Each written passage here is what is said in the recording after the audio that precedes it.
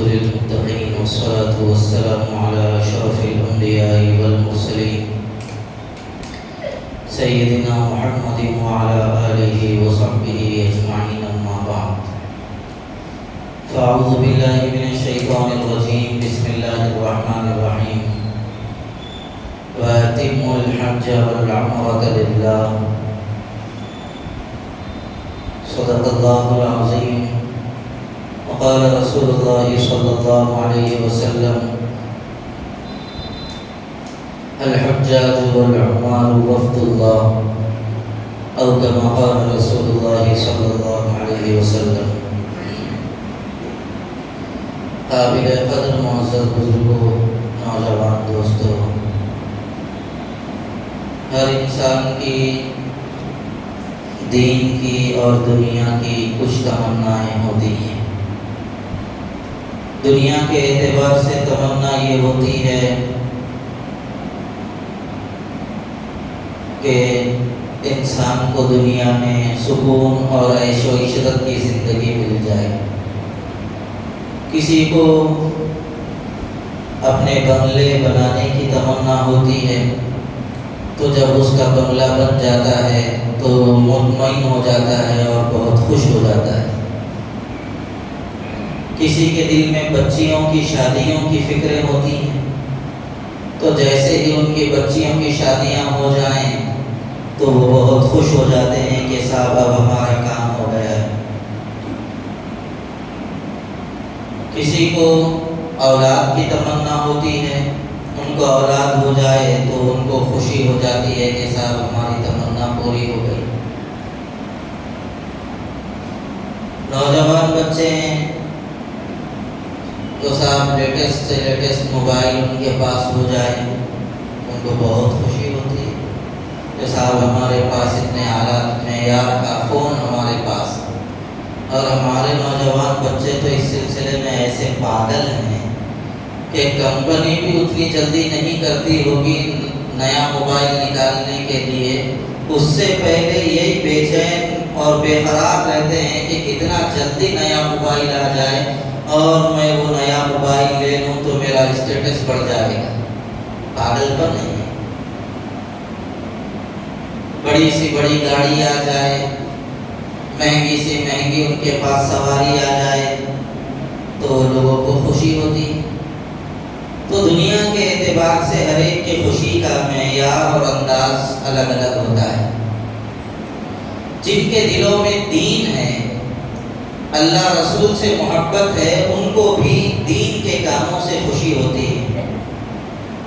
میری آج 5 وقت کی نمازیں ہو گئیں، اللہ کا شکر ہے، دل میں خوشی ہونے لگتی ہے.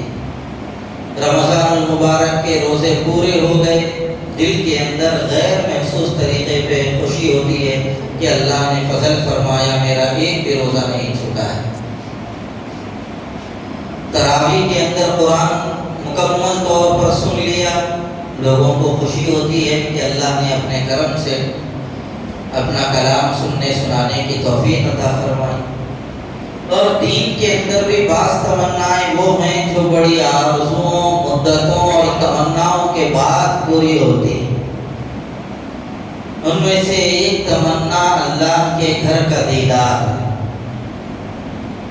اللہ کے گھر کو دیکھنے کی تمنا ہر دیندار مسلمان کے دل میں ہوتی.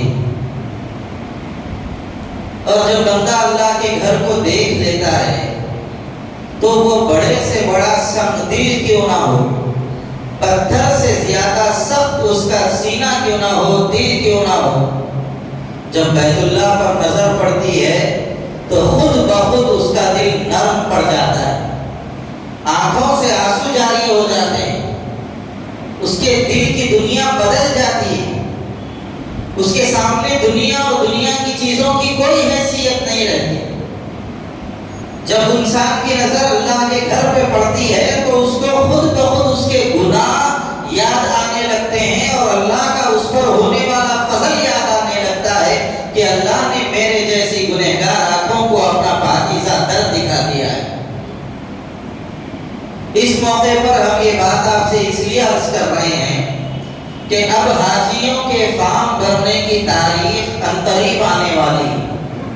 تو جن لوگوں کے اوپر حج فرض ہو گیا ہے وہ لوگ اپنے حج کا انتظام کرنا شروع کر دیں، اور جو لوگ حج کر چکے ہیں یا جن کے اوپر حج ابھی فرض نہیں ہوا ہے وہ لوگ کم از کم اللہ نے حیثیت دی ہے تو عمرہ کرنے کی کوشش کریں۔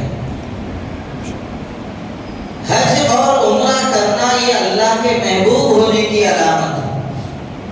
حضور اکرم سرکار دو عالم صلی اللہ علیہ وسلم نے فرمایا تابعوا الحج والعمرہ، تم لوگ حج اور عمرے کو لگاتار کیا کرو، بار بار کیا کرو۔ علماء کرام نے لکھا ہے کہ صاحب حیثیت پر زندگی میں ایک مرتبہ حج کرنا فرض ہے اور ایک مرتبہ عمرہ کرنا سنت مؤکدہ ہے صاحب حیثیت پر۔ اس کے بعد اگر وہ کرتا ہے تو اس کے لیے وہ نفل ہے۔ لیکن علماء نے لکھا ہے کہ اللہ نے جس کو صاحب حیثیت بنایا ہے، مال و دولت دے رکھا ہے، اس کو چاہیے کہ 5 سال میں ایک مرتبہ ضرور اللہ کے گھر کے حاضری دیتا رہے۔ حضور اکرم سرکار دو عالم صلی اللہ علیہ وسلم نے فرمایا الحجاج والعمار وفد اللہ، حج کرنے والے اور عمرہ کرنے والے اللہ کا وفد ہیں، اللہ کے مہمان ہیں، اللہ کا لشکر ہے، اللہ کی فوج ہے۔ وَإِذَا دَعَوْهُ فَأَجَابَهُمْ، جب یہ لوگ دعا کرتے ہیں تو ان کی دعائیں قبول کی جاتی ہیں۔ وَإِذَا اسْتَغْفَرُوهُ غُفِرَ لَهُمْ، اور جب وہ اللہ سے مغفرت طلب کرتے ہیں تو اللہ ان کو بخش دیتا ہے، ان کی مغفرت کر دی جاتی ہے۔ حدیث شریف کے اندر ہے جب بندہ بیت اللہ میں چلا جائے اور اللہ کے گھر کا طواف کرے، طواف کرنے کے بعد جب وہ مقام ابراہیم پر 2 رکعت نماز پڑھتا ہے تو وہ ایسا ہو جاتا ہے جیسا کہ ابھی اپنی ماں کے پیٹ سے جنم لیا، اس کے اوپر کوئی گناہ باقی نہیں رہتا، گناہوں سے پاک صاف ہو جاتا ہے۔ حضور اکرم سرکار دو عالم صلی اللہ علیہ وسلم نے یہ بھی ارشاد فرمایا جو شخص بیت اللہ کے سفر کے ارادے کی نیت سے گھر سے باہر قدم رکھتا ہے، اللہ تبارک و تعالی گھر کے باہر قدم رکھنے سے لے کر واپس آنے تک اس کی کوئی دعا کو اللہ رد نہیں کرتے، اس کی ہر دعا قبول ہوتی ہے۔ اور حدیث شریف میں یہ بات بھی ہے، حضور نے فرمایا جو شخص حج یا عمرے کے لیے اپنے گھر کے باہر قدم رکھتا ہے، اللہ تبارک و تعالی ہر قدم پر 500 گناہ معاف فرما دیتا ہے، ہر قدم پر 500 نیکیاں عطا کرتا ہے، اور 500 درجے اللہ اپنے کرم سے جنت کے بلند کر دیتا ہے۔ معمولی بات ہے، جب ہر قدم پر 500 گناہ اس کے ختم ہوتے رہے تو آپ اندازہ لگائیے اس کے پورے گناہ خود بخود ختم ہو جائیں، اس کی جھولی نیکیوں سے بھر جائے گی، اس کے درجات اللہ کے پاس بلند سے بلند تر ہو جائیں گے۔ علماء نے لکھا ہے کہ اس سے مراد گناہ صغیرہ ہے، گناہ کبیرہ توبہ کرنے سے معاف ہوتے ہیں۔ تو اس لیے اللہ نے جن لوگوں کو صاحب حیثیت بنایا ہے ان لوگوں کو چاہیے کہ وہ حج اور عمرہ کرنے کی کوشش کریں۔ اور حدیث شریف میں یہ بھی ہے جو شخص بیت اللہ کے سفر کے ارادے سے گھر سے باہر نکلے اور راستے میں اس کا انتقال ہو جائے، راستہ خراب ہو جانے کی وجہ سے، صحت کے بگڑ جانے کی وجہ سے، بہرحال کسی وجہ سے راستے میں اس کا انتقال ہو گیا اور وہ اللہ کے گھر کو نہیں پہنچ سکا، تو حدیث شریف میں حضور نے فرمایا اللہ تبارک و تعالیٰ اس پر اتنا کرم فرمائیں گے کہ اس کو بغیر حساب کتاب کے جنت میں داخل کر دیں گے، اور اللہ تعالیٰ اس کو حساب کے لیے اپنے سامنے کھڑا بھی نہیں کریں گے۔ اتنی بڑی فضیلت اللہ کے گھر کو جانے والوں کی ہے۔ اور ایک حدیث کے اندر یہ بھی ہے کہ حضور اکرم صلی اللہ علیہ وسلم ایک مرتبہ بیٹھے ہوئے تھے۔ حج کرنے والے اور عمرہ کرنے والے اتنے برگزیدہ ہوتے ہیں اور اللہ کے اتنے محبوب ہوتے ہیں، آپ اندازہ لگائیے اس بات سے۔ سرکار دو عالم صلی اللہ علیہ وسلم کی مجلس نور جمی ہوئی تھی۔ حضرت ابن عمر رضی اللہ تعالیٰ عنہ حضور اکرم صلی اللہ علیہ وسلم کی بارگاہ میں حاضر ہوئے اور عرض کیا، یا رسول اللہ میں عمرہ کرنا چاہتا ہوں، آپ مجھے اجازت دے دیجیے۔ حضور صلی اللہ علیہ وسلم نے ان کو اجازت مرحمت فرمائی۔ پھر وہ بعد میں پھر بارگاہ رسالت پاک صلی اللہ علیہ وسلم میں حاضر ہوئے اور حاضر ہونے کے بعد کہا، یا رسول اللہ میں عمرے کے لیے نکل رہا ہوں۔ حضور بیٹھے ہوئے تھے، کھڑے ہو گئے اور کھڑے ہو کر ان سے مصافحہ فرمایا اور اس کے بعد حضور نے ان سے کہا، یا اخی لا تنسانا فی دعائک۔ حضور نے فرمایا، میرے بھائی تم اللہ کے گھر کو جا رہے ہو، وہاں جانے کے بعد اپنی دعاؤں میں مجھے بھول نہ جانا، مجھے یاد رکھنا۔ کائنات کا امام ہے، جن کے صدقے میں ساری کائنات بنی ہے، ان کا ایک غلام عمرے کو جا رہا ہے تو حضور صلی اللہ علیہ وسلم ان سے دعا کی درخواست کروا رہے ہیں اور کہہ رہے ہیں کہ وہاں جانے کے بعد اپنی دعاؤں میں ہمیں بھول نہ جانا۔ کتنی بڑی بات ہوگی، کتنی فضیلت کی بات ہوگی، حج اور عمرہ کرنے والوں کا اللہ کے پاس کتنا بڑا مقام ہوگا۔ حضور اکرم صلی اللہ علیہ وسلم جیسی شخصیت دعا کی درخواست کر رہی۔ ہم یہ بات آپ سے اس لیے عرض کر رہے ہیں کہ ہمارے مسلمانوں کا ایک بڑا طبقہ ہے جو اپنے پیسوں کو غلط جگہوں پر خرچ کرتا جا رہا ہے،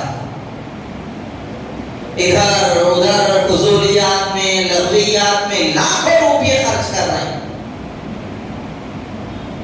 اگر وہی پیسے سے حج اور عمرہ کر لیتے تو اللہ راضی ہو جاتا۔ عمرہ کرنے کے بعد عمرہ کرنے والا کائنات کی اس سب سے مقدس ترین جگہ پر جاتا ہے جہاں پر سرکار دو عالم صلی اللہ علیہ وسلم آرام فرما رہے ہیں۔ حضور اکرم صلی اللہ علیہ وسلم کی مزار مبارک کے پاس ٹھہر کر درود شریف کا نذرانہ پیش کرنے میں جو مزہ ہے، کائنات کی کسی چیز میں وہ مزہ نہیں ہے۔ کائنات کے کسی کام کے اندر وہ لذت حاصل نہیں ہو سکتی جو ایک غلام کو آقا کے دربار میں کھڑے ہو کر درود و سلام کا نذرانہ پیش کرنے میں حاصل ہوتی ہے۔ اور ایک غلام کو کیا چاہیے؟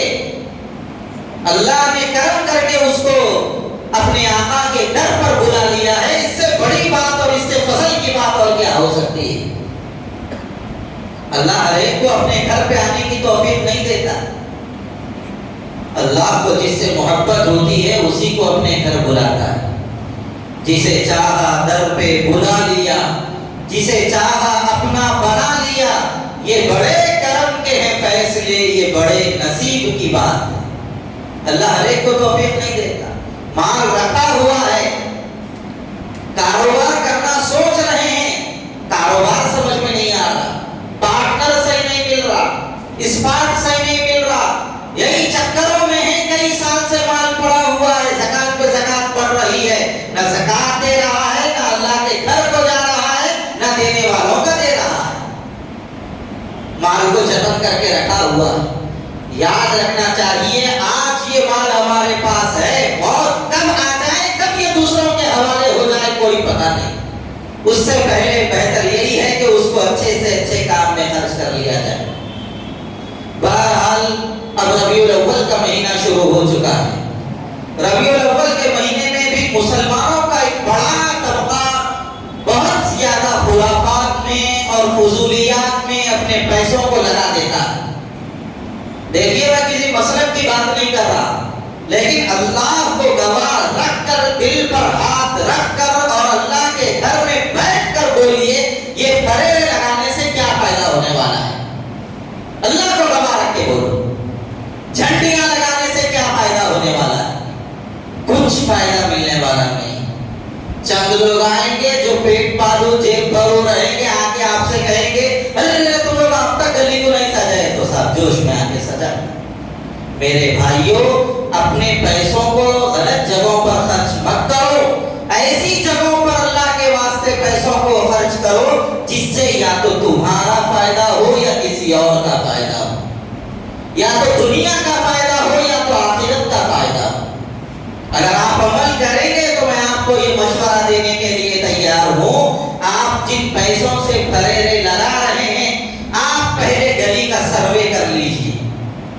हमारी गली में कितने मकानात, मेरी गली में कितने मकानात, इधर 25 इधर 25, अगर 50 मकानात मेरी गली में हैं तो गली के 4-5 जिम्मेदार नौजवान बच्चे या जिम्मेदार लोग गली में जिम्मेदारी ले लें इस बात की।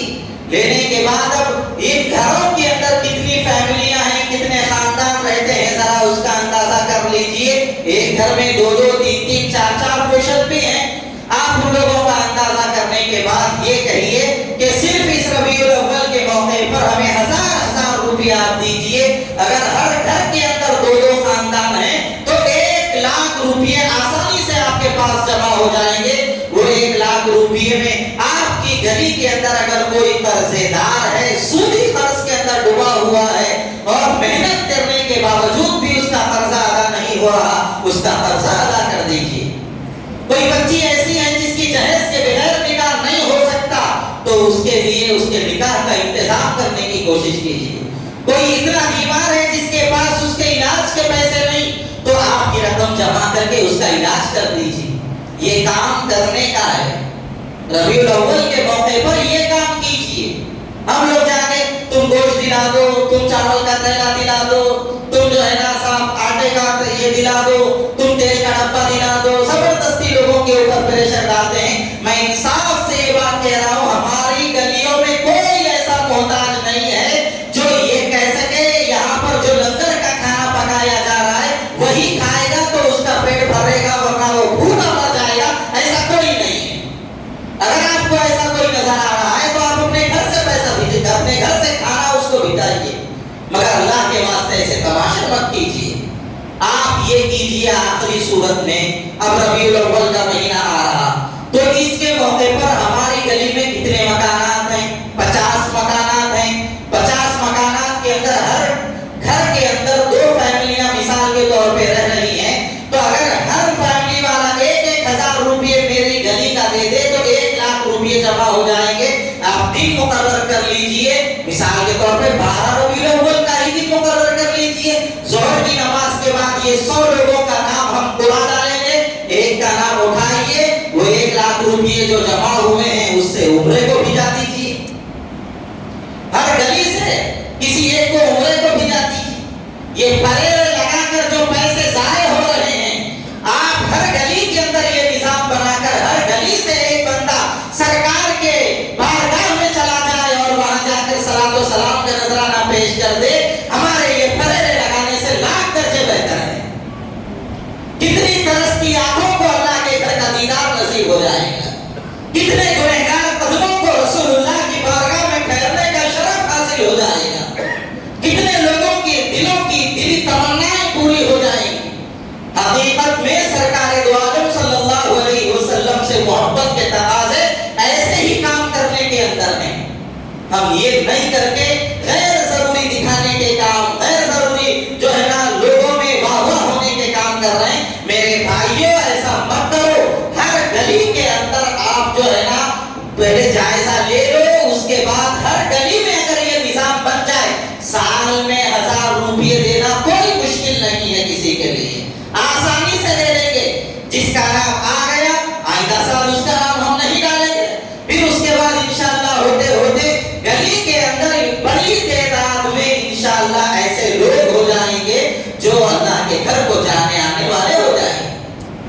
बड़ा काम हो जाएगा। इस मौके पर रसूलुल्लाह की मोहब्बत का तकाज़ा है ये कि कम से कम ऐसे लोग जो वहां तक हाजिरी की सआदत अपने अंदर बसाहिर नहीं रखते, मालिया असबाब उनके पास नहीं है, तो इसके जरिए से ان کے جانے کا انتظام ہو جائے، یہ کام ہمیں کرنے کی ضرورت ہے۔